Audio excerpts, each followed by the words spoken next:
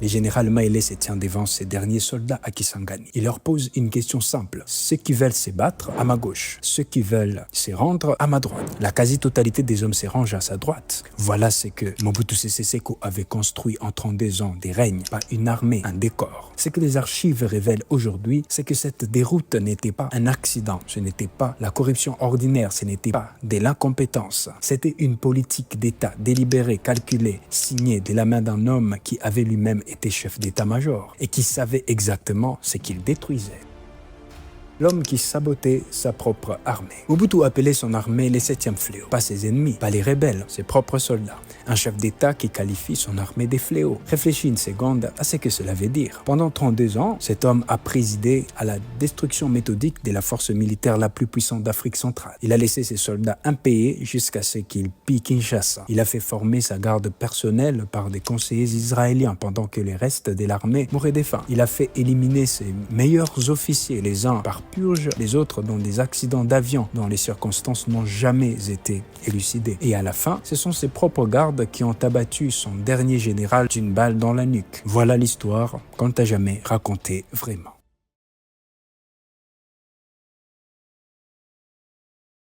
Les soldats qui savaient. 1965, Mobutu prend le pouvoir, son deuxième coup d'État en 5 ans. Bon, arrêtons-nous là une seconde. Mobutu n'est pas un civil qui tombe dans l'armée par accident. C'est un homme des troupes, ancien sergent des forces publiques coloniales belges, devenu chef d'état-major du Congo indépendant à 29 ans. Les plus jeunes d'Afrique de l'époque. Il sait ce que c'est un chef d'état-major. Il sait ce qu'une armée bien organisée, avec des officiers compétents et des soldats loyaux, peut renverser un gouvernement en 48 heures. Il l'a fait lui-même 2 fois. Cette connaissance va gouverner chaque décision militaire qu'il prendra pendant les 32 années suivantes. La leçon de 1966. 1 an après son arrivée au pouvoir, Mobutu organise quelque chose d'inhabituel, même pour l'Afrique de l'époque. Il fait pendre 4 anciens dirigeants devant 50 000 spectateurs à Kinshasa. Parmi eux, l'ancien Premier ministre Évariste Kimba et 3 membres du cabinet publiquement. En plein jour, devant la foule.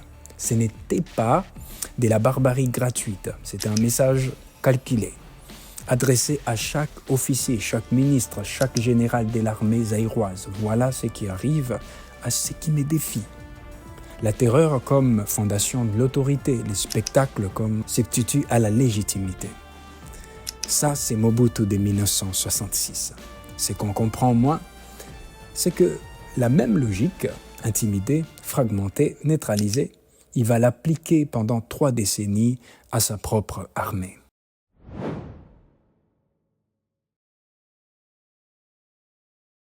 Mécanisme intribalisé pour diviser. Le premier outil de Mobutu, c'est l'ethnie.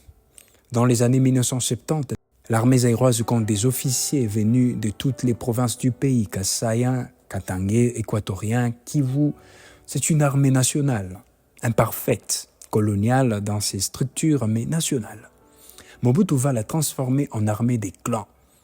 Après les troubles des Chaba, on y revient dans un moment. Plus de 1000 officiers et sous-officiers issus du Kasaï et du Chaba sont purement et simplement exclus des armées entre 1975 et 1978. Pas limogés, exclus, jetés dehors. Qui les remplace? Des hommes de l'Équateur, des Mbandi, l'ethnie de Mobutu. Les postes de commandement stratégique, chef d'état-major, commandant des unités d'élite, directeur de renseignement militaire, passent progressivement aux mains d'hommes que Mobutu connaît depuis l'enfance ou qui sont liés à lui par les sangs. Le résultat, une armée qui ne se reconnaît plus elle-même, des officiers kassaïens brillants qui regardent les Mbandi moins qualifiés recevoir les promotions, un ressentiment qui ronge silencieusement les structures du commandement. Une armée divisée par l'intérieur ne peut pas se retourner contre son chef. C'est les calculs.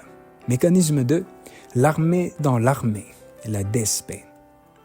1985, Mobutu crée la brigade spéciale présidentielle. 1 an plus tard, elle devient la division spéciale présidentielle, la DSP. Voilà ce qu'est la DSP, une armée séparée, à l'intérieur de l'armée. Elle est formée par des conseillers israéliens, des professionnels. Elle est commandée par le général Étienne Zimbi Mbale, le cousin de Mobutu. Ces soldats sont recrutés exclusivement par Mbadi. Surtout, elle est payée régulièrement, correctement. Pendant ces temps, les phases régulières, les forces armées du Zaïre entendent leurs soldes pendant des mois, parfois des années. Le message est limpide. Tu appartiens à mon clan. Tu manges. Tu appartiens à l'armée nationale. Débrouille-toi. Un document de UNHCR daté de 1991 les confirme noir sur blanc. Les agents des autres forces de sécurité se considéraient eux-mêmes comme sujets de la DSP, pas collègues sujets. Mécanisme 3. L'impayé comme arme politique. On arrive au cœur du système. Les phases ne sont pas payées. Ce n'est pas un oubli, c'est un choix. Parce qu'un soldat impayé a deux options. Partir ou piller. Un soldat qui pille la population civile devient l'ennemi du peuple, pas les protecteurs. Il perd toute la légitimité, toute base sociale, toute capacité à fédérer un mouvement de résistance contre le pouvoir. En 1991, les soldats des phases se mutinent. Saccage Kinshasa, magasins pillés, quartiers dévastés, c'est le chaos. Florentin Mukonda Mbonza, un collaborateur qui travaillait dans les bureaux de Mobutu à l'époque, l'accusera directement d'avoir organisé les troubles pour démontrer que sans lui, sans sa gouvernance ferme, c'est le néant. Il a créé les problèmes pour se présenter comme la solution. En 1993, ça recommence, nouvelle mutinerie, nouveau pillage. Mobutu qualifie ses propres soldats des 7e fléaux, comme si c'était une catastrophe naturelle, pas la conséquence directe de sa propre politique. Mécanisme 4, éliminer les compétents. Là, on entre dans les territoires les plus sombres. Une armée a besoin d'officiers compétents pour fonctionner, Mobutu le sait. C'est précisément pour ça qu'il les élimine. Un général brillant, respecté de ses troupes, capable de planifier une opération complexe. C'est une menace existentielle pour un dictateur. Le général Mukobo, victime des jalousies internes, relégué pendant des années à Kisangani, loin du pouvoir. Une mise à l'écart si précise qu'on se demande si c'est un accident. Le colonel Mbo, pilote des Mirages, formé en France, l'un des meilleurs aviateurs militaires zaïrois, son Hercule C-133 explose en plein vol. Près de Kinshasa, les circonstances n'ont jamais été élucidées. Ces faits sont documentés dans des travaux académiques de l'Institut d'études de sécurité. Jamais réfutés, jamais enquêtés officiellement. Combien d'officiers compétents ont disparu de cette façon? Les archives militaires congolaises de cette période restent fermées. Mécanisme 5. Les conseillers étrangers comme substituts. Un document CIA déclassifié, consultable aujourd'hui sur les sites de la CIA, révèle quelque chose d'extraordinaire. Des conseillers français commandaient directement la 31e brigade aéroportée à Kinshasa, pas conseillers, commandés, réfléchis à ce que ça signifie. L'unité d'élite censée défendre la capitale du Zaïre était dirigée par des officiers français.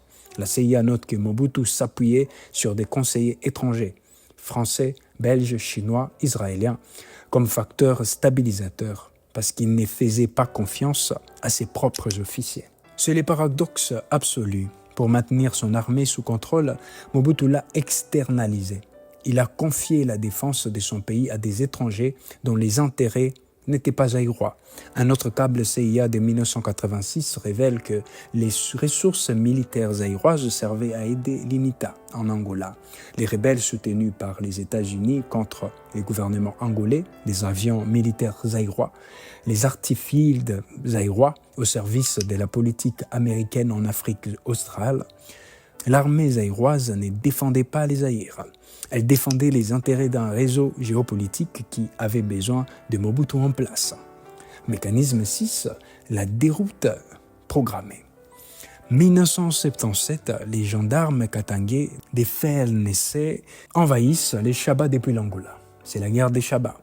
Les phases sont incapables de répondre. Mobutu appelle les Maroc, Hassan, il envoie des troupes. La France intervient. Les rebelles sont repoussés un an plus tard. Chaba 2, même scénario. Les phases ne parviennent pas à défendre Kolwezi. Les parachutistes français et belges interviennent directement. L'historien Crawford Young, l'une des autorités mondiales sur le Congo, qualifie les résultats de humiliantes défaites pour l'armée. 2 inventions. 2 fois sauvée par les armées étrangères. L'armée zaïroise n'a pas combattu. Elle a pillé les civils en fouillant. Et Mobutu, il n'a pas réformé l'armée après ces humiliations. Il a accéléré la tribalisation, il a renforcé la DSP, il a laissé les phases régulières s'enfoncer davantage parce que l'humiliation de l'armée était fonctionnelle. Elle justifiait sa propre indispensabilité. Interlude, les témoignages que tout le monde a oubliés. Décembre 1996, l'AFDEL des Kabila avance à une vitesse stupéfiante. Les phases s'effondrent sans combattre. Général Elouki, chef d'état-major des phases, prend la parole publiquement. Ça, c'est extraordinaire. Un chef militaire en exercice qui accuse son propre gouvernement et déclare que le gouvernement n'a rien fait pour donner à l'armée les moyens nécessaires. Il est limogé immédiatement, remplacé par Maïlé. Maïlé arrive avec une mission impossible, sauver une armée que 30 ans de politique avait transformée en fiction. Il découvre quelque chose qu'il n'imaginait peut-être pas totalement. Des consignes secrètes avaient été données aux hommes de la DSP de ne pas obéir à ses ordres. À lui, les chefs d'état-major. Mobutu avait créé une armée qui n'obéissait même plus à son propre général en chef. Seulement à lui, directement, personnellement, une armée de 50 000 hommes réduite à une milice personnelle. Acte 5, la chute les dernières 48 heures. Kisangani, mars 1997, Maïlé se tient devant ses troupes. La question qu'il pose, à gauche les combattants, à droite les capitulars. Et celle d'un homme qui sait déjà la réponse. La quasi-totalité se range à droite. Seuls demeurent à sa gauche des soldats rwandais, des ex-phares en fuite et des mercenaires serbes. La Légion blanche, une centaine de Serbes de Bosnie recrutés dans les dernières semaines comme ultime substitut à une armée inexistante. L'armée zaïroise à Kisangani en 1997, c'est des mercenaires étrangers et de réfugiés rwandais. Kinshasa, 16 mai 1997. C'est la nuit la plus étrange de l'histoire militaire zaïroise. Un major de la DSP, la garde d'élite, des soldats de Mobutu lui-même, abat le général Maïlé d'une balle dans la nuque. Pas les rebelles des Kabila, la propre garde de Mobutu. Kongolo, fils de Mobutu surnommé Saddam, arrive au camp Tchachi à bord d'un blindé. Les soldats de la DSP ont perdu la raison. Selon les témoins, c'est le chaos total. La DSP, l'armée que Mobutu avait construite pour lui survivre, tue son dernier général et court dans tous les sens. Mobutu fuit vers Bagdolit, puis en exil. La machine qu'il avait construite pour les protéger l'avait finalement dévoré. L'histoire de Mobutu et son armée, c'est l'histoire d'une logique parfaitement rationnelle qui produit un résultat catastrophique. L'histoire de Mobutu et son armée, c'est aussi l'histoire d'un continent entier sacrifié sur l'autel de la survie d'un seul homme avec la complicité active de Paris. Bruxelles, Washington et Tel Aviv qui savaient exactement ce qui s'est passé et ont choisi de le laisser faire.